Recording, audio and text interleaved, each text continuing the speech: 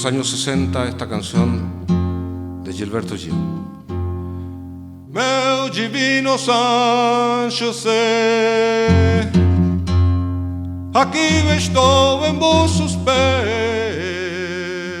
amanda juve na abundância, meu Jesus de Nazaré.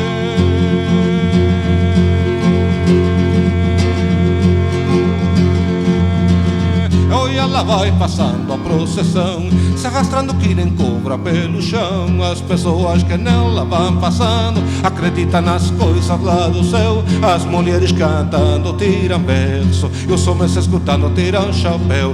Eles vivem penando aqui na terra, esperando o que Jesus prometeu.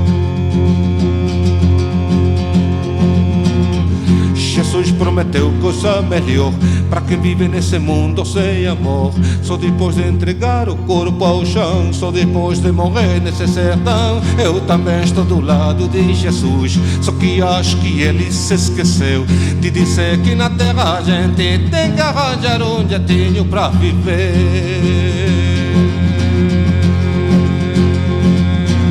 Muita gente se afora a ser Deus e promete tanta coisa do sertão, que vai dar um vestido pra Maria, que prometeu o santo do João. Entra no saleano, nada vem, e o sertão continua, Deus dará.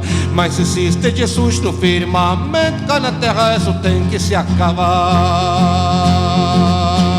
Olha, ela vai passando a procissão, se arrastando que nem cobra pelo chão. As pessoas que nela vão passando acreditam nas coisas lá do céu. As mulheres cantando tiram verso e os homens escutando tiram chapéu. Eles vivem penando aqui na terra, esperando o que Jesus prometeu.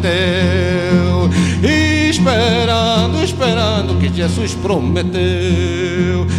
Esperando, esperando o que Jesus prometeu. Esperando, esperando o que Jesus prometeu. Esperando, esperando o que Jesus prometeu.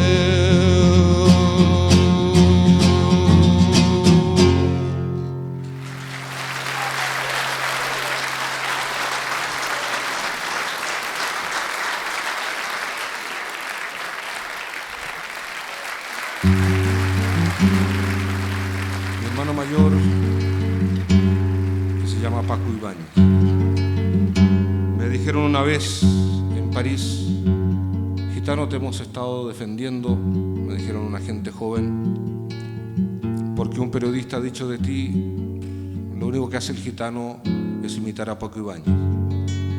Yo le dije: díganle a ese periodista, que lo conozco, y que cuando lo vean le digan lo siguiente, que yo dije que tiene toda razón. Hace 20 años que estoy tratando de imitar a Paco Ibáñez, todavía no puedo. Esta es su canción para poema de Federico García Lorca.